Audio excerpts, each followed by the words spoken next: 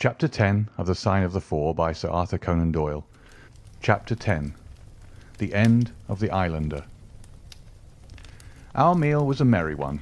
Holmes could talk exceedingly well when he chose, and that night he did choose. He appeared to be in a state of nervous exaltation. I have never known him so brilliant. He spoke on a quick succession of subjects, on miracle plays, on medieval pottery, on Stradivarius violins, on the Buddhism of Ceylon, and on the warships of the future, handling each as though he had made a special study of it. His bright humour marked the reaction from his black depression of the preceding days. Athelney Jones proved to be a sociable soul in his hours of relaxation, and faced his dinner with the air of a bon vivant. For myself, I felt elated at the thought that we were nearing the end of our task, and I caught something of Holmes's gaiety. None of us alluded during dinner to the cause which had brought us together. When the cloth was cleared, Holmes glanced at his watch and filled up 3 glasses with port. "One bumper," said he, "to the success of our little expedition. And now it is high time we were off. Have you a pistol, Watson?" "I have my old service revolver in my desk." "You had best take it, then. It is well to be prepared. I see that the cab is at the door. I ordered it for 6:30. It was little past 7 before we reached the Westminster Wharf and found our launch awaiting us. Holmes eyed it critically. "Is there anything to mark it as a police boat?" "Yes, that green lamp at the side." "Then take it off." The small change was made, we stepped on board, and the ropes were cast off. Jones, Holmes, and I sat in the stern. There was one man at the rudder, one to tend the engines, and 2 burly police inspectors forward. "Where to?" asked Jones. "To the Tower. Tell them to stop opposite Jacobson's Yard." Our craft was evidently a very fast one. We shot past the long lines of loaded barges as though they were stationary. Holmes smiled with satisfaction as we overhauled a river steamer and left her behind us. "We ought to be able to catch anything on the river," he said. "Well, hardly that, but there are not many launches to beat us." "We shall have to catch the Aurora, and she has a name for being a clipper. I will tell you how the land lies, Watson. You recollect how annoyed I was at being balked by so small a thing?" "Yes." "Well, I gave my mind a thorough rest by plunging into a chemical analysis. One of our greatest statesmen has said that a change of work is the best rest. So it is. When I had succeeded in dissolving the hydrocarbon which I was at work at, I came back to our problem of the Sholtos, and thought the whole matter out again. My boys had been up the river and down the river without result. The launch was not at any landing stage or wharf, nor had it returned. Yet it could hardly have been scuttled to hide their traces, though that always remained as a possible hypothesis if all else failed. I knew this man Small had a certain degree of low cunning, but I did not think him capable of anything in the nature of delicate finesse. That is usually a product of higher education. I then reflected that since he had certainly been in London some time, as we had evidence that he maintained a continual watch over Pondicherry Lodge, he could hardly leave at a moment's notice, but would need some little time, if it were only a day, to arrange his affairs. That was the balance of probability, at any rate. "It seems to me to be a little weak," said I. "It is more probable that he had arranged his affairs before ever he set out upon his expedition." "No, I hardly think so. This lair of his would be too valuable a retreat in case of need for him to give it up until he was sure that he could do without it. But a second consideration struck me. Jonathan Small must have felt that the peculiar appearance of his companion, however much he may have top-coated him, would give rise to gossip, and possibly be associated with this Norwood tragedy. He was quite sharp enough to see that. They had started from their headquarters under cover of darkness, and he would wish to get back before it was broad light. Now, it was past 3 o'clock, according to Mrs. Smith, when they got the boat. It would be quite bright, and people would be about in an hour or so. Therefore I argued that they did not go very far. They paid Smith well to hold his tongue, reserved his launch for the final escape, and hurried to their lodgings with the treasure box.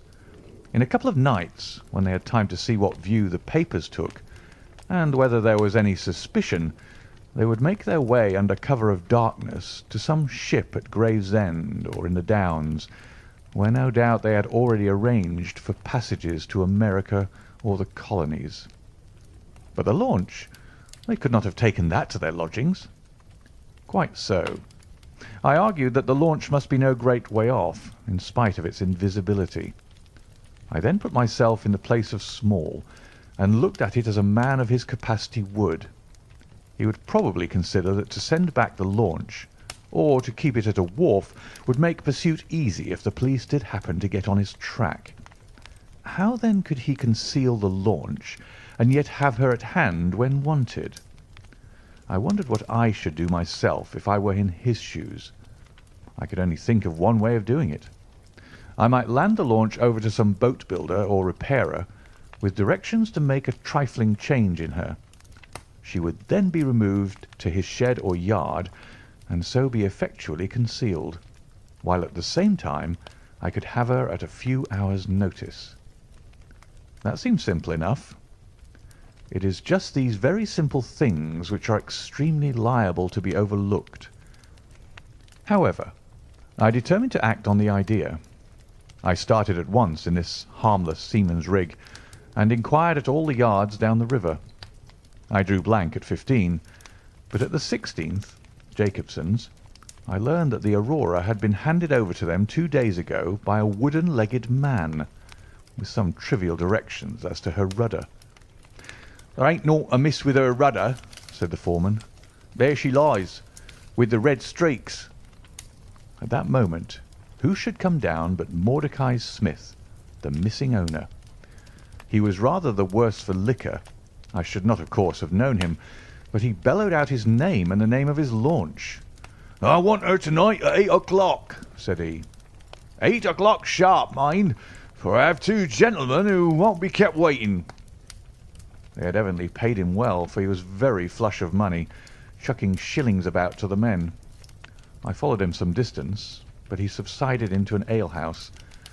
So I went back to the yard, and happening to pick up one of my boys on the way, I stationed him as a sentry over the launch. He is to stand at water's edge and wave his handkerchief to us when they start. We shall be lying off in the stream, and it will be a strange thing if we do not take men, treasure, and all. "You have planned it all very neatly, whether they are the right men or not," said Jones. "But if the affair were in my hands, I should have had a body of police in Jacobson's yard and arrested them when they came down." Which would have been never. This man Small is a pretty shrewd fellow. He would send a scout on ahead, and if anything made him suspicious, lie snug for another week. "But you might have stuck to Mordecai Smith, and so been led to their hiding place," said I. "In that case I would have wasted my day. I think that it is 100 to 1 against Smith knowing where they live. As long as he has liquor and a good pay, why should he ask questions? They send him messages what to do. No, I thought every possible course, and this is the best." While this conversation had been proceeding, we had been shooting the long series of bridges which span the Thames. As we passed the city, the last rays of the sun were gilding the cross upon the summit of St. Paul's. It was twilight before we reached the tower. "That is Jacobson's yard," said Holmes, pointing to a bristle of masts and rigging on the Surrey side. "Cruise gently up and down here under cover of this string of lighters." He took a pair of night glasses from his pocket and gazed some time at the shore. "I see my sentry at his post," he remarked, "but no sign of a handkerchief." "Suppose we go downstream a short way and lie in wait for them," said Jones eagerly. We were all eager by this time, even the policemen and stokers, who had a very vague idea of what was going forward. "We have no right to take anything for granted," Holmes answered. "It is certainly 10 to 1 that they go downstream, but we cannot be certain. From this point we can see the entrance of the yard, and they can hardly see us. It will be a clear night and plenty of light, We must stay where we are. See how the folk swarm over yonder in the gaslight. They are coming from work in the yard. Dirty-looking rascals, but I suppose every one has some little immortal spark concealed about him. You would not think it, to look at them. There is no a priori probability about it. A strange enigma is man. Someone calls him a soul concealed in an animal, I suggested. Winwood Reade is good upon the subject, said Holmes. He remarks that while the individual man is an insoluble puzzle, in the aggregate he becomes a mathematical certainty. You can, for example, never foretell what any one man will do, but you can say with precision what an average number will be up to. Individuals vary, but percentages remain constant. So says the statistician. But do I see a handkerchief? Surely there is a white flutter over yonder. Yes, it is your boy, I cried. I can see him plainly. And there is the Aurora, exclaimed Holmes, and going like the devil. Full speed ahead, engineer. Make after that launch with the yellow light. By heaven, I shall never forgive myself if she proves to have the heels of us. She had slipped unseen through the yard entrance and passed behind 2 or 3 small craft, so that she had fairly got her speed up before we saw her. Now she was flying down the stream, near into the shore, going at a tremendous rate.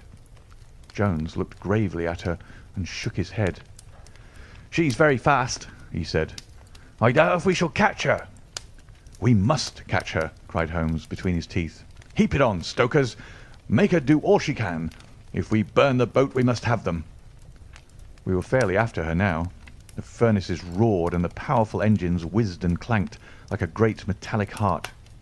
Her sharp, steep prow cut through the river water and sent 2 rolling waves to right and to left of us. With every throb of the engines we sprang and quivered like a living thing. One great yellow lantern in our bows threw a long, flickering funnel of light in front of us.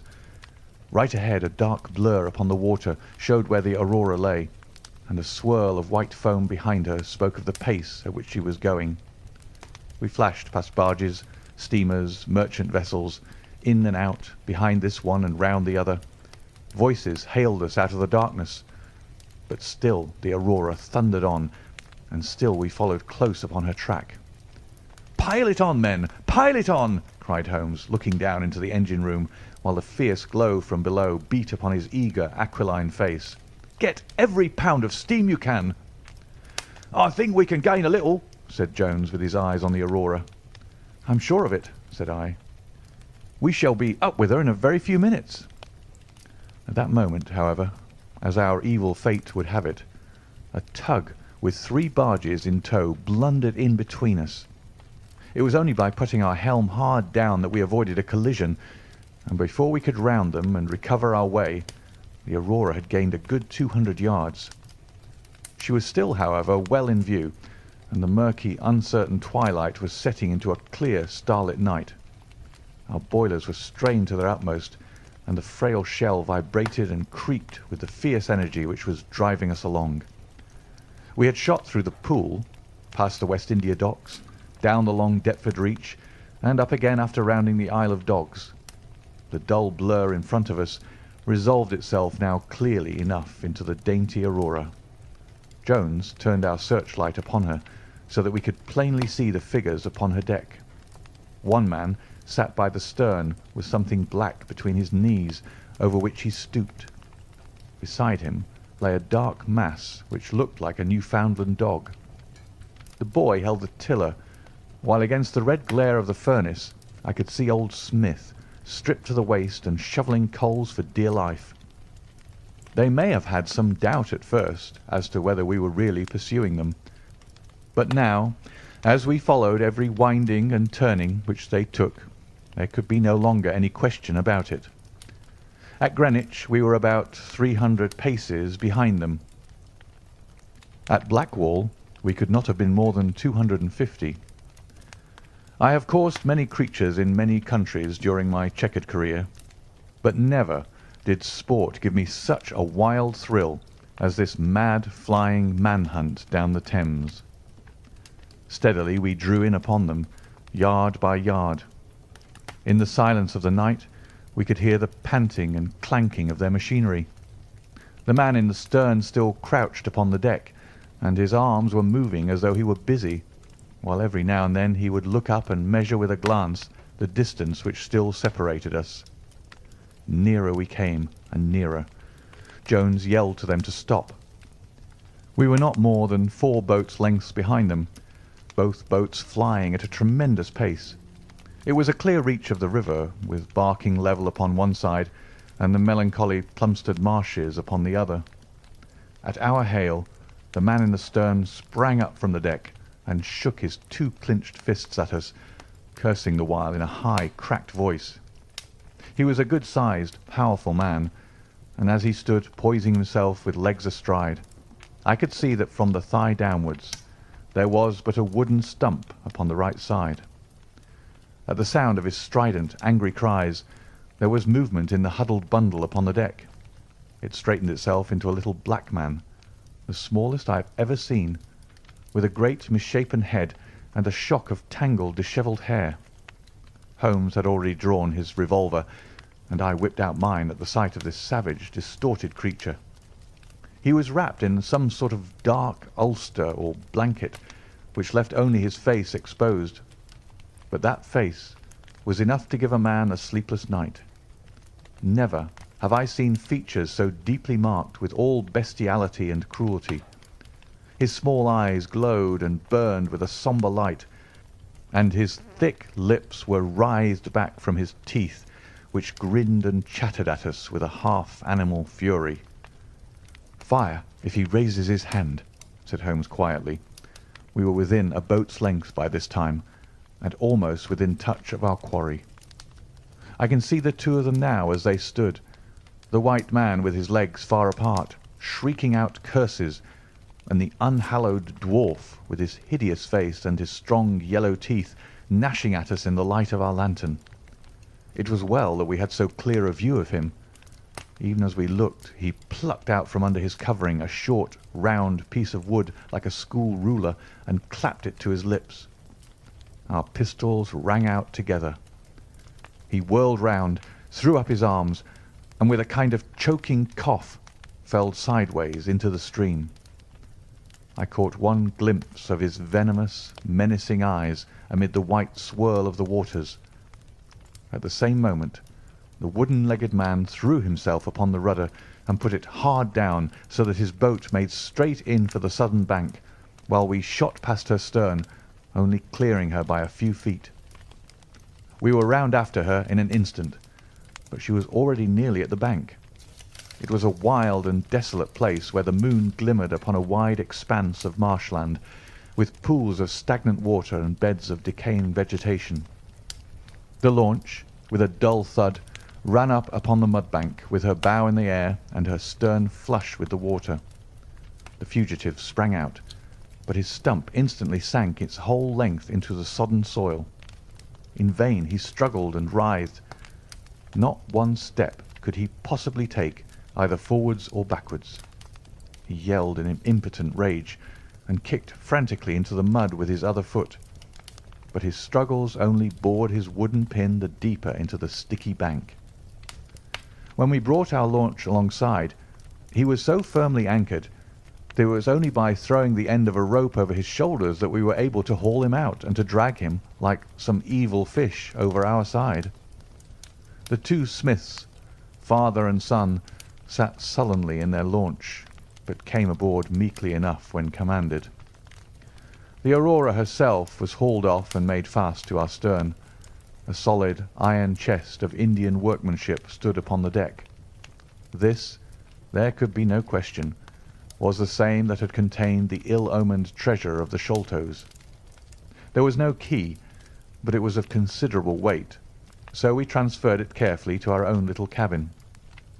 As we steamed slowly upstream again, we flashed our searchlight in every direction, but there was no sign of the islander. Somewhere in the dark ooze at the bottom of the Thames lie the bones of that strange visitor to our shores. "See here," said Holmes, pointing to the wooden hatchway. "We were hardly quick enough with our pistols." There, sure enough, just behind where we had been standing, stuck one of those murderous darts which we knew so well. It must have whizzed between us at the instant that we fired. Holmes smiled at it and shrugged his shoulders in his easy fashion. But I confess that it turned me sick to think of the horrible death which had passed so close to us that night. End of chapter 10.